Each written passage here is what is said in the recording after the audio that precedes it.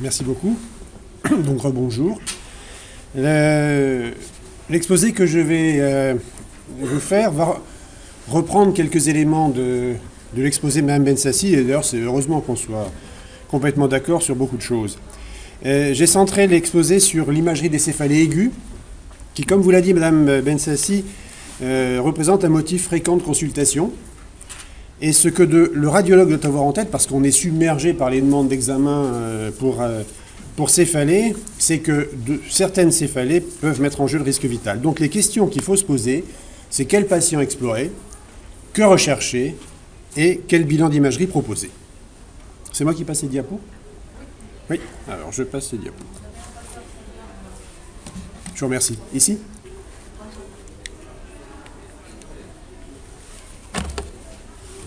C'est ça ? Il est là, excusez-moi. Je vous remercie. Donc, je ne vais pas développer cette diapositive qui vous rappelle les principales causes de céphalée, simplement porter l'attention sur ceci. Les céphalées sont principalement primitives, surtout chez le sujet jeune. Ce qui va nous intéresser, c'est ça. Les affections vasculaires qui représentent 1,5% des céphalées secondaires, donc très très peu. Il faut que le crible qui vous permette d'étudier vos patients, d'examiner vos patients, soit parfait, de façon à ne pas être encombré par ce qui n'est pas une indication d'imagerie. Si le crible est bon, alors le radiologue doit être alerté et rechercher systématiquement ces affections, parce qu'on peut passer rapidement à côté de ce type d'affection. Pardon. Donc ce que j'aimerais trouver, moi, sur une demande d'imagerie, c'est ça. C'est pas compliqué. La demande d'examen, c'est 4 questions. Depuis quand avez-vous déjà eu? Quel est le début? Et avez-vous mal tout le temps? Et avec ces 4 questions, ça nous permet de distinguer 3 grands groupes de céphalées. Les céphalées chroniques, mal tout le temps, soit paroxystiques, soit continues. Grosso modo, comme l'a dit Mme Bensassi, ça ne relève pas, a priori, de l'imagerie. Les céphalées progressives, oui, c'est une céphalée qui va démarrer au plus bas et qui progressivement va être maximale, en jours, semaines ou mois. Attention, drapeau rouge, comme l'a dit Mme Bensassi, mais ce n'est pas le thème de l'exposé d'aujourd'hui.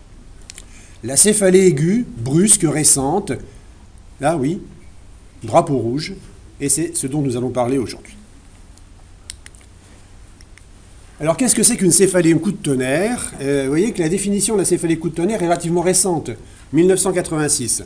Ces 2 auteurs ont décrit l'examen clinique de cette patiente de 42 ans qui présente une sclérose en plaques et qui se plaint de céphalée évoluant en 3 crises en 6 jours.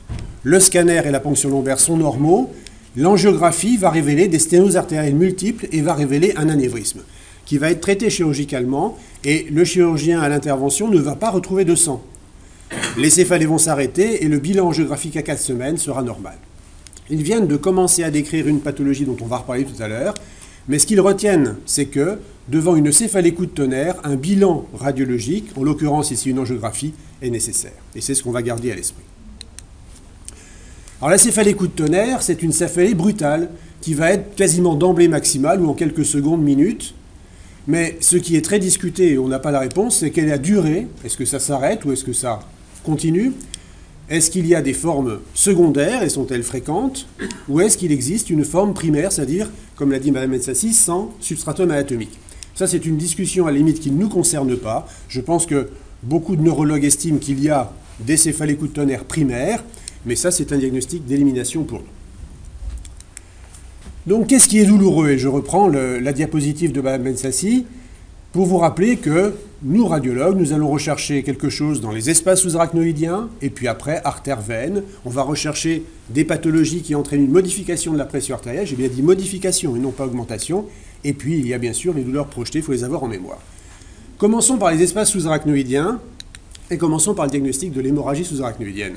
Puisque c'est ça, le premier objectif de l'imagerie, c'est de rechercher une céphalée liée à une hémorragie sous-arachnoïdienne, qui représente, selon les séries, 10 à 30% des céphalées coup de tonnerre. Donc, on va retenir que le scanner est un examen très utile, surtout s'il est fait à proximité de la céphalée, c'est-à-dire dans les 2 à 3 premiers jours. Parce que vous voyez que la sensibilité du scanner va être réduite avec le temps pour ne plus être que de 50% après une semaine. Ce qui veut dire qu'après 4 à 5 jours, un patient que vous allez voir le vendredi soir, qui aura la tête, mais c'est le travail, il ne va pas s'alerter, il va rester chez lui tout le week-end, il va prendre des médicaments. Le lundi, en retournant au travail, il dit « ça fait quand même assez mal, je vais passer aux urgences ». Ça fait quand même 4 jours qu'il a saigné. Il passe aux urgences, le scanner est normal, il rentre chez lui, parce qu'avec quelques médicaments, il va au travail avec des médicaments, et là, il fait une hémorragie, et il meurt, et le juge, chez nous, vous tombe dessus. Donc, faites très attention. Ce qui est important ici, c'est la céphalée coup de tonnerre. On va rechercher par l'examen le plus approprié l'hémorragie. Si on ne la trouve pas, on va faire autre chose. C'est ce qui vous a déjà été dit. Alors qu'est-ce qu'on peut faire d'autre? À Sainte-Anne et dans d'autres centres, on a l'IRM facile. Donc on va plutôt commencer par l'IRM qui va montrer, sur la séquence FLAIR, qui est beaucoup plus sensible que le scanner, qui va montrer des hypersignaux des espaces sous-arachnoïdiens qui seront ici révélateurs de l'hémorragie sous-arachnoïdienne, aiguë ou subaiguë. Vous voyez que 48 heures après, on va trouver un hypersignal très facilement, même pour des hémorragies de très faible abondance. Ça, c'est un élément important. Donc, un examen qui est relativement sensible. Relativement sensible, oui, parce qu'il y a des limites à cette séquence FLAIR, qui sont des faux positifs que vous connaissez bien. La méningite, tout ce qui va entraîner une augmentation des protéines dans les espaces sous-arachnoïdiens, donc la méningite, qu'elle soit infectieuse ou cancéreuse, ça entraîne un hypersignal. Des artefacts métalliques, comme c'est le cas ici. Une hyperoxygénothérapie va entraîner aussi un hypersignal, ou bien une injection de gadolinium, voire de produits de contraste iodé faite dans les journées qui précèdent l'examen. Il y a des faux positifs, mais il y a aussi des faux négatifs. Et on va noter que si le scanner est négatif, il est possible que le FLAIR le soit aussi.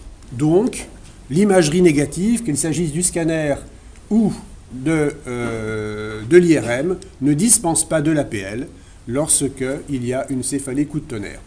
Alors j'avais en mémoire, mais ça doit être vu, vous avez dit Madame 6 heures, 15 jours, mais il faut effectivement insister sur le fait qu'elle ne doit jamais être faite, cette ponction lombaire, en urgence. Il faut attendre un petit peu.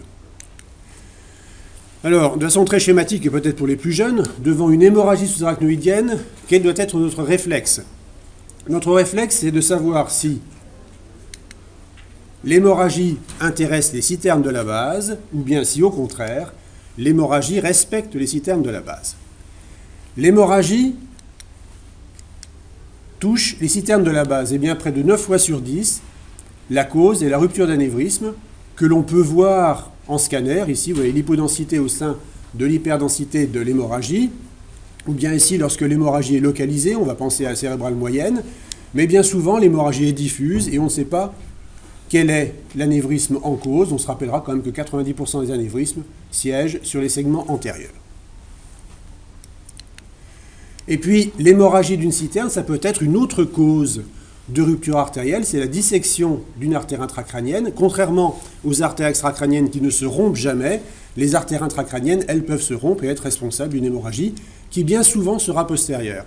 L'anévrisme, c'est bien souvent antérieur, la dissection, c'est bien souvent postérieure. Et vous voyez ici une dissection de l'artère vertébrale que l'on reconnaît parce que le calibre est modifié, un peu sténosé, puis un peu dilaté, puis un peu sténosé. Ça, c'est assez caractéristique de la dissection. Ce ne sont pas les seules artères qui peuvent se disséquer, puisqu'ici, je vous montre en ARM un siphon carotide, une artère cérébrale postérieure, et ici, une rupture, une interruption de la régularité du calibre. Et là, il faut faire une incidence complémentaire, une séquence complémentaire, vous voyez, une séquence qui est perpendiculaire à l'axe du vaisseau, qui va montrer l'hypersignal de l'hématome mural. Donc on retiendra de ces dissections intracrâniennes qu'elles sont gravissimes, qu'elles sont souvent postérieures, mais qu'elles peuvent intéresser tous les vaisseaux de la base, en particulier la cérébrale postérieure, qui ici peut être blessée par un élément vulnérant qui est le bord libre de la tente du cervelet. Hémorragie sous-arachnoïdienne des citernes de la base, eh bien vous connaissez bien ce signe-là, c'est l'hémorragie qui est dite périmésencéphalique. En fait, elle n'est pas périmésencéphalique, elle est souvent, d'ailleurs les anglo-saxons l'appellent prétroncale. Elle est devant le tronc cérébral, devant le pont, devant le mésencéphale, elle est limitée à cette région-là, où parfois s'étend un tout petit peu dans la scissure interhémisphérique ou dans les vallées sylviennes. Le bilan géographique est complètement normal, et sur le plan clinique, on est surpris de voir une hémorragie avec une conservation de l'état général. Une céphalée qui n'est pas aussi brutale que la céphalée anévrismale, mais enfin ça c'est subtil, et puis souvent un patient qui est un peu plus âgé que le patient habituellement concerné par la rupture d'anévrisme. Les critères radiologiques, l'hémorragie localisée, une hydrocéphalie qui n'est pas symptomatique et l'angiographie qui est complètement normale, ça permet d'évoquer le diagnostic d'hémorragie sous-arachnoïdienne périmésencéphalique. Alors, qu'est-ce qu'il faut faire? Ça, vous faites ce que vous voulez, mais nous, on garde en tête le fait que cette hémorragie périmésencéphalique, elle est rassurante, puisqu'elle ne va pas récidiver, mais on va trouver quand même un anévrisme du système vertébro-basilaire, et puis on retient que 10 à 20% des anévrismes du système vertébro-basilaire vont donner une hémorragie sous-arachnoïdienne. Donc il faut de toute façon faire un bilan angiographique, soit une angiographie par opacification des vaisseaux par cathétérisme, ou bien un angioscanner, un peu ce que vous voulez. Si on a la certitude diagnostique, nous ne faisons pas de deuxième bilan. Le problème est là, c'est que le flair c'est bien, mais le flair il est sujet à des artefacts, en particulier des artefacts dans cette région où le mouvement du liquide est extrêmement important, et puis il y a des artères qui bougent, donc tout ceci entraîne des artefacts de flux. Donc le 2D standard, ce n'est pas une bonne technique, et ce que l'on vous conseille, c'est une autre technique, vous choisissez ce que vous voulez. Nous avons préféré une séquence un petit peu plus longue, qui est le flair 3D, qui permet de s'amender de tous ces artefacts de flux. Hémorragie des citernes, on pense à une atteinte artérielle. Hémorragie respectant les citernes, qu'on va appeler sulcale, des sillons, on va penser à 3 pathologies. La première pathologie, c'est une atteinte osseuse, traumatique. Et vous voyez ici un sous-dural avec une petite contusion frontale qui est responsable de cette diffusion de sang dans les espaces sous-arachnoïdiens. C'est la première cause quand même d'hémorragie sous-arachnoïdienne, le traumatisme.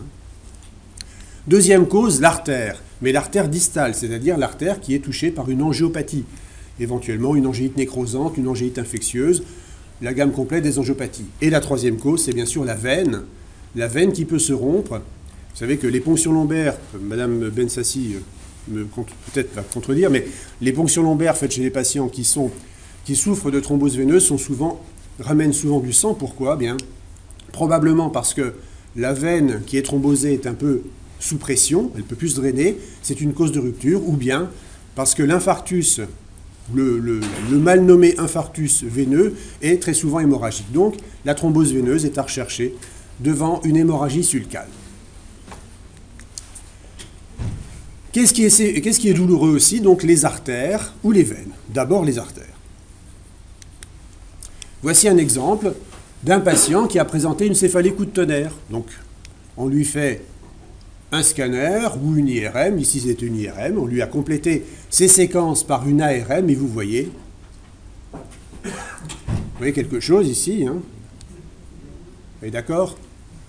Donc s'il y a un anévrisme de l'artère basilaire, ça peut donner une hémorragie sous-arachnoïdienne, donc on va lui proposer un traitement endovasculaire, et voilà ce qu'on trouve lorsqu'on fait l'opacification de l'artère vertébrale qui amène à l'opacification de l'anévrisme. On va trouver un énorme anévrisme du segment V4.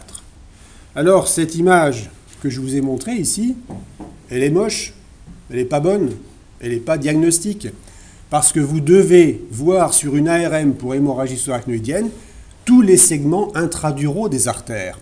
Les segments V4, ce sont les segments intraduraux des artères, et il faut bien évidemment les voir sur votre ARM. Donc le premier réflexe que vous devez avoir, c'est pas de vous dire tiens il y a un anévrisme, c'est de dire est-ce que mon bilan est complet et me permet de voir tous les segments sous-arachnoïdiens, intraduraux donc, des artères.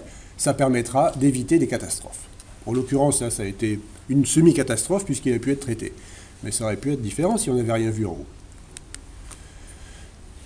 Les artères encore, donc l'anévrisme, et puis il y a ce qu'on appelle le syndrome de fissuration anévrismale, qui est relativement fréquent, parce que quand on interroge les patients qui viennent de rompre un anévrisme et on leur demande ce qu'il s'est passé avant, bien souvent ils nous disent oh, « ça fait une semaine, j'ai un peu mal à la tête ».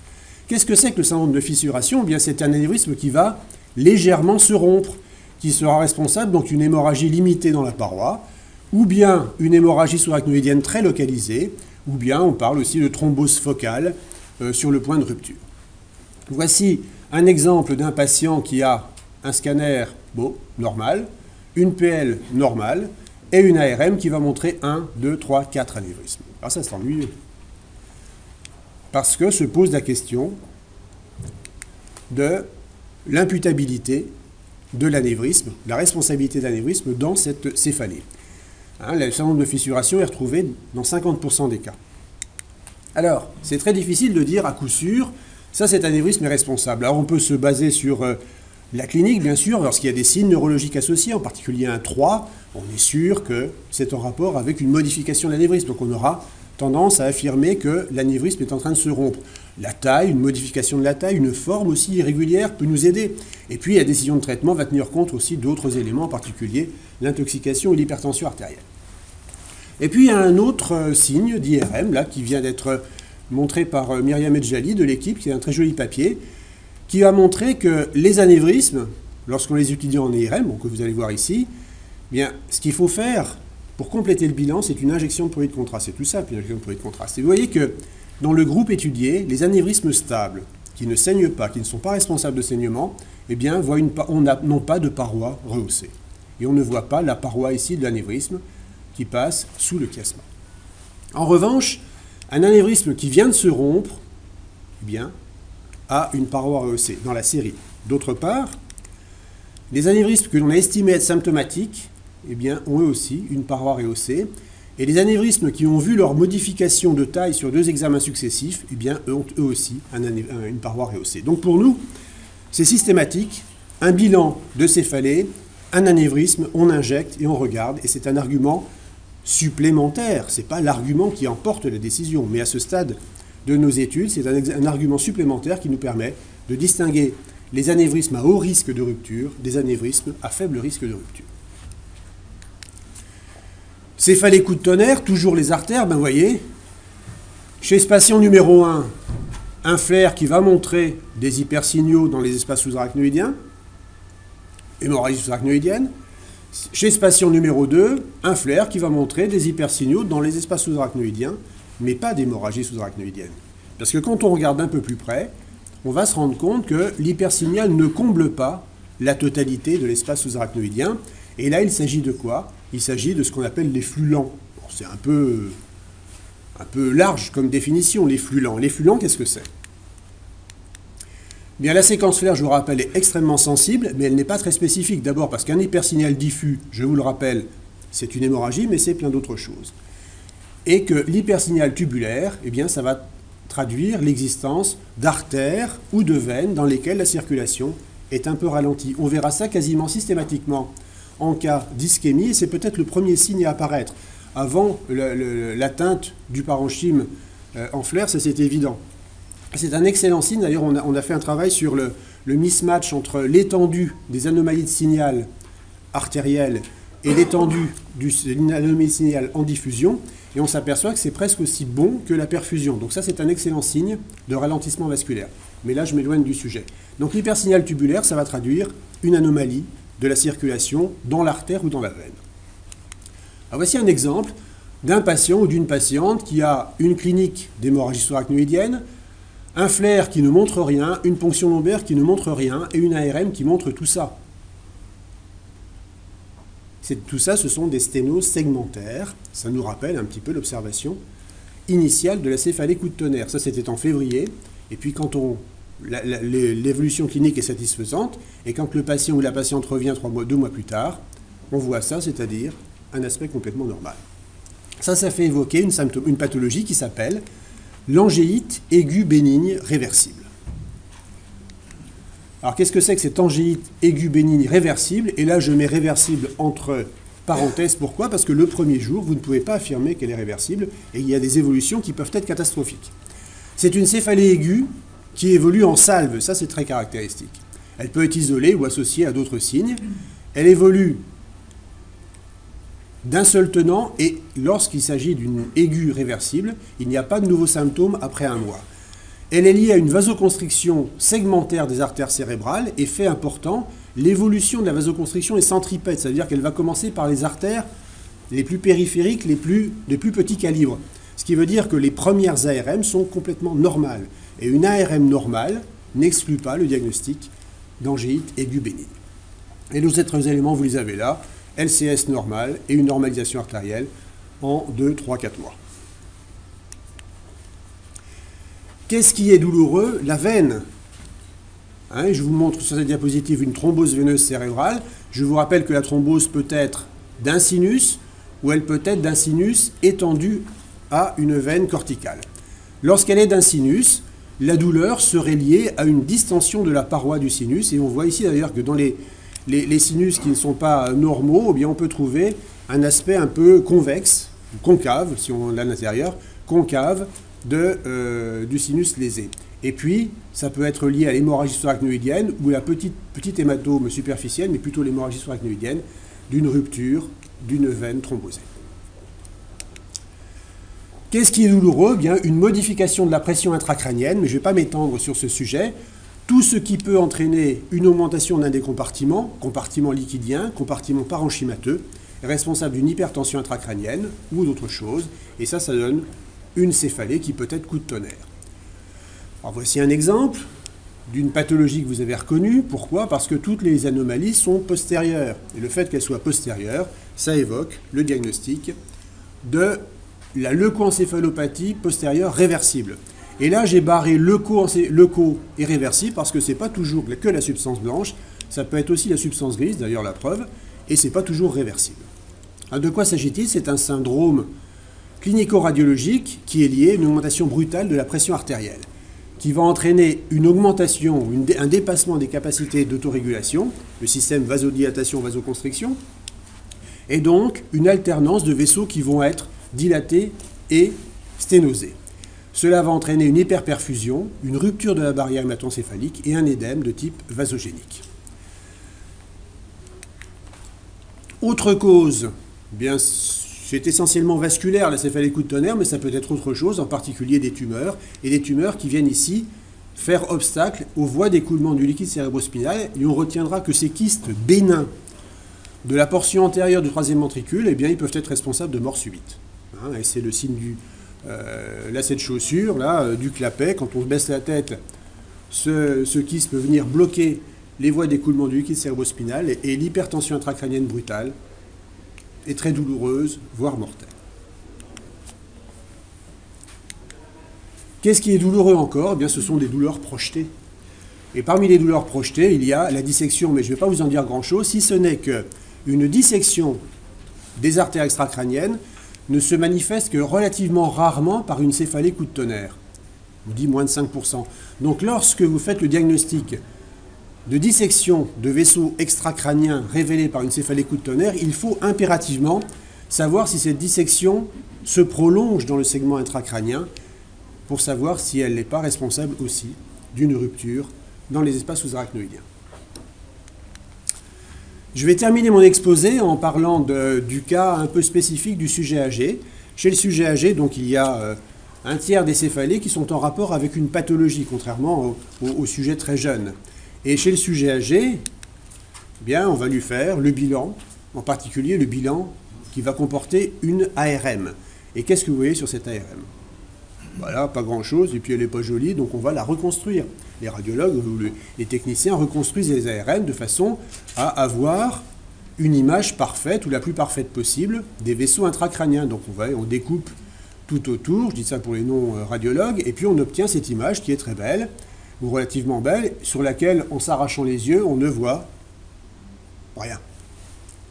Est-ce qu'on n'a pas fait une petite bêtise? Ah ben oui, on a fait une petite bêtise. On a supprimé une information.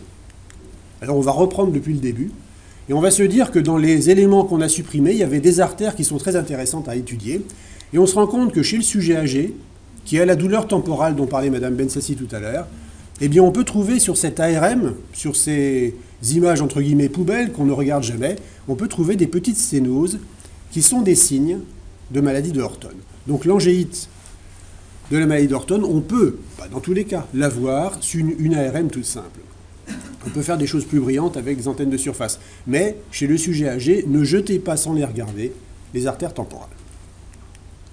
Hein, donc je vous rappelle, c'est fréquent, une induration, une atteinte systémique possible, et puis l'IRM semble donner des premiers résultats assez intéressants. Je terminerai par cette diapositive pour que les radiologues, que nous radiologues, gardions toujours en mémoire que si le neurologue nous envoie un patient qui présente des céphalées coups de tonnerre, on doit être alerté. Et on doit avoir 4 diagnostics en tête. Les autres diagnostics, on les verra toujours. C'est une tumeur, on la verra toujours. Ces 4 diagnostics auxquels il faut toujours penser, ce sont l'hémorragie sous-arachnoïdienne, l'anévrisme, la thrombose veineuse et la dissection. Et on va rechercher en imagerie ces diagnostics-là. Si l'imagerie est positive, on fera une imagerie vasculaire et éventuellement un traitement. Si l'imagerie est négative, nous faisons l'APL après l'IRM parce qu'on trouve que les patients sont un peu moins agités, mais enfin après c'est un choix, faites comme vous voulez. Si l'APL est positive, imagerie vasculaire et traitement. Si l'APL est négative, ce sont des céphalées coups de tonnerre, eh bien on fait un deuxième passage parce qu'on a peut-être oublié quelque chose. Voilà, je vous remercie de votre attention.